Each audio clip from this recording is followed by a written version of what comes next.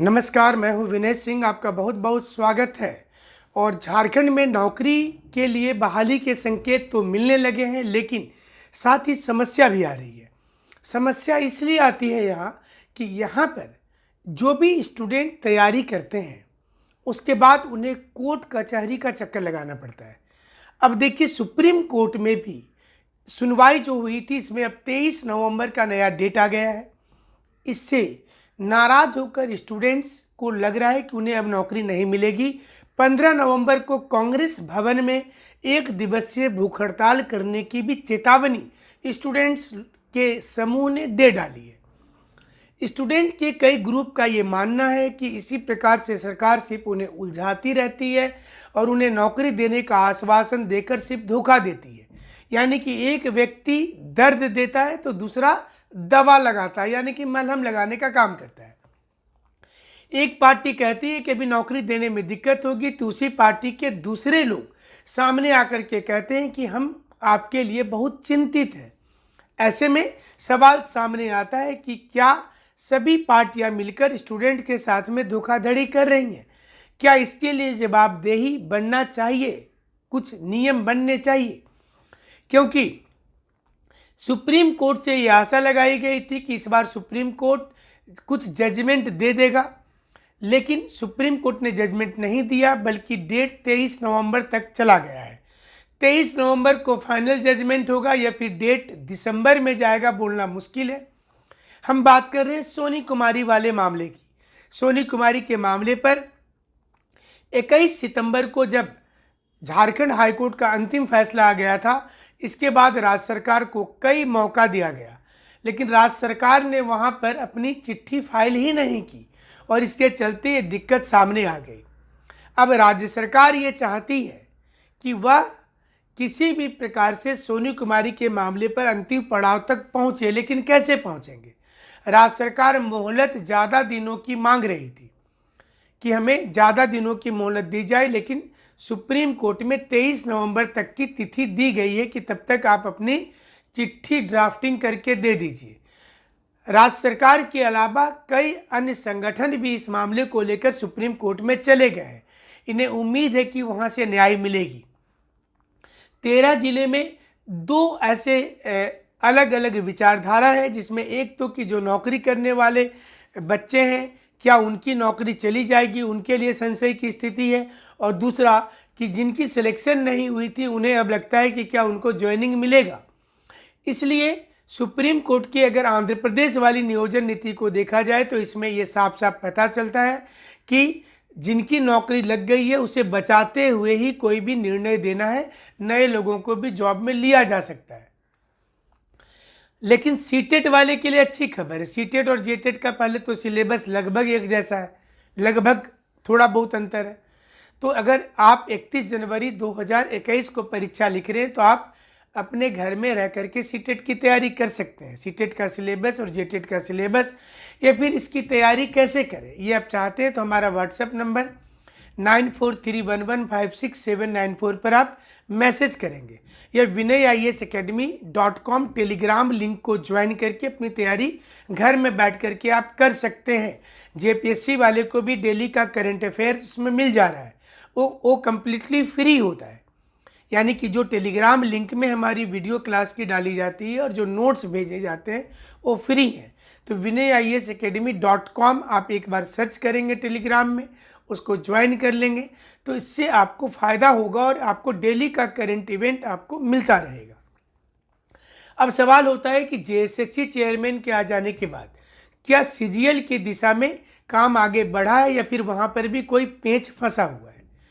पेंच इसलिए बोल रहे हैं क्योंकि यहाँ पर प्रॉब्लम आ रहा है खातियान को लेकर के कि क्या 1932 की जो नियोजन नीति, एक तो नियोजन नीति 1985 वाली रद्द के कगार पर है, जो किया गया था कि 100% रिजर्वेशन अलग अलग डिस्ट्रिक्ट में होगा, लेकिन 1932 का खातियान कुछ लोग चाहते हैं कि ये लागू हो, और अगर लागू होता है तो इसकी क्या गारंटी है कि मामला हाईकोर्ट सुप्रीम कोर्ट नहीं जाएगा, और ऐसे में फिर से सारी नौकरी का लटकना भी तय हो जाएगा। इसलिए सरकार को पहले नौकरी दे देनी चाहिए और बाद में इन पेच वाले चीज़ों को करनी चाहिए, क्योंकि सीजीएल को लेकर के जो लोग फॉर्म दूसरी बार भी भरे हैं, पहली बार वाला कैंसिल हो गया था तो दूसरी बार भरना पड़ा। लेकिन क्या ये परीक्षा होगी? पहले उम्मीद किया जा रहा था कि परीक्षा सितंबर तक में हो जाएगा, लेकिन देखते देखते नवंबर महीना चल रहा है। अब उम्मीद लग रहा है कि ये मार्च अप्रैल 2021 के पहले नहीं हो पाएगा, अगर होता है तो। और अगर परीक्षा में किसी प्रकार की इसके बीच में कुछ नियोजन नीति जैसा मामला आ जाता है तो फिर तो इस परीक्षा का रुकना तय है। तो जेएसएससी के नए चेयरमैन आने के बाद करेंगे क्या? यहाँ पर जेएसएससी के नए चेयरमैन को जिम्मेवारी दी गई है कि जो बैकलॉग वैकेंसी है उसे क्लियर कर दिया जाए, और साथ ही साथ जो वैकेंसी रनिंग कंडीशन पर है और जिसे पूरा किया जा सकता है बिना किसी प्रॉब्लम के, उसको पहले किया जाए।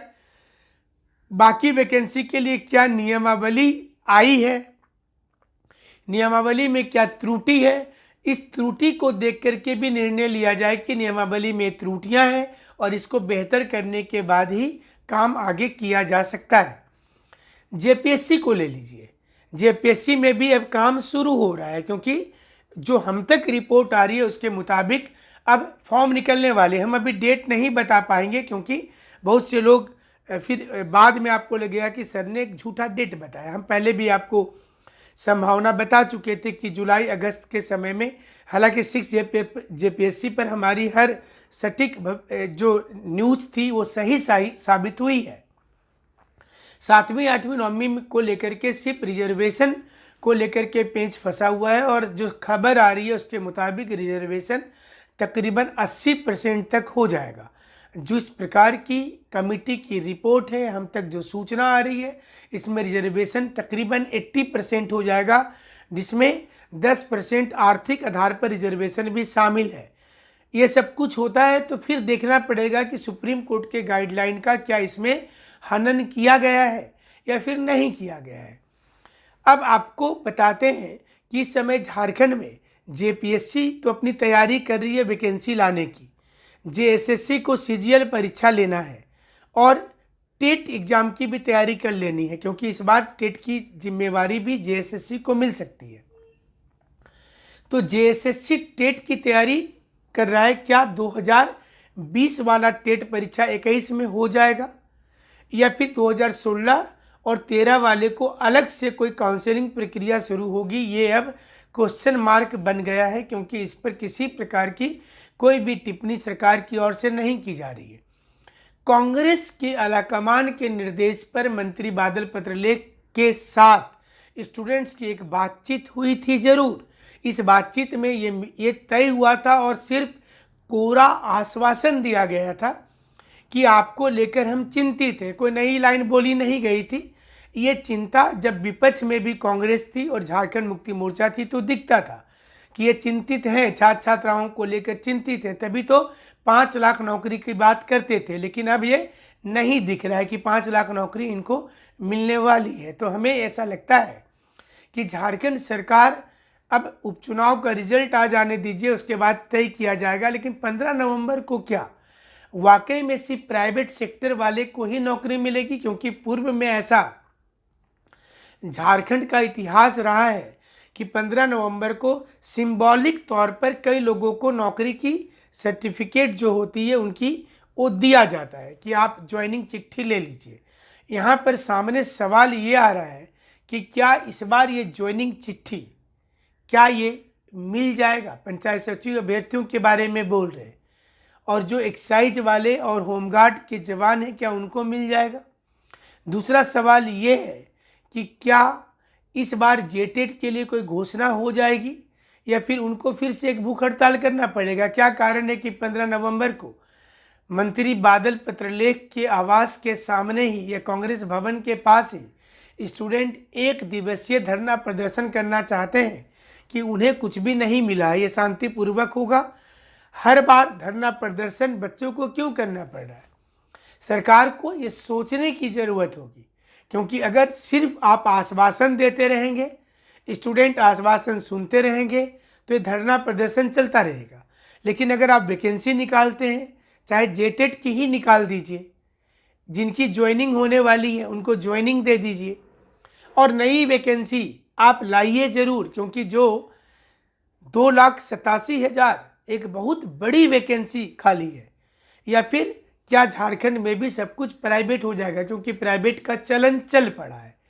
केंद्र ने भी प्राइवेट की ओर डिसीजन ले लिया है, राज्य भी अगर ले लेगी तो स्टूडेंट्स को पहले से माइंड मेकअप करके बैठना होगा कि हमको गवर्नमेंट सेक्टर में अब नहीं जाना है, हमको अब प्राइवेट में ही करियर खोजना होगा। जो 15 नवंबर को 4 से 8 हज़ार लोगों को ज्वाइनिंग चिट्ठी मिलेगी, सभी प्राइवेट सेक्टर के हैं। इसलिए हमने सवाल उठाया कि क्या सरकारी महकमे के भी कुछ कर्मचारियों को नौकरी की चिट्ठी दी जाएगी। और सबसे बड़ा सवाल कि क्या परीक्षा लेने के पहले नियमावली अच्छी कर देनी चाहिए, क्या नियमावली को ढंग से बनाना चाहिए जिससे कि किसी भी प्रकार की कोई दिक्कत नहीं हो आगे चल के।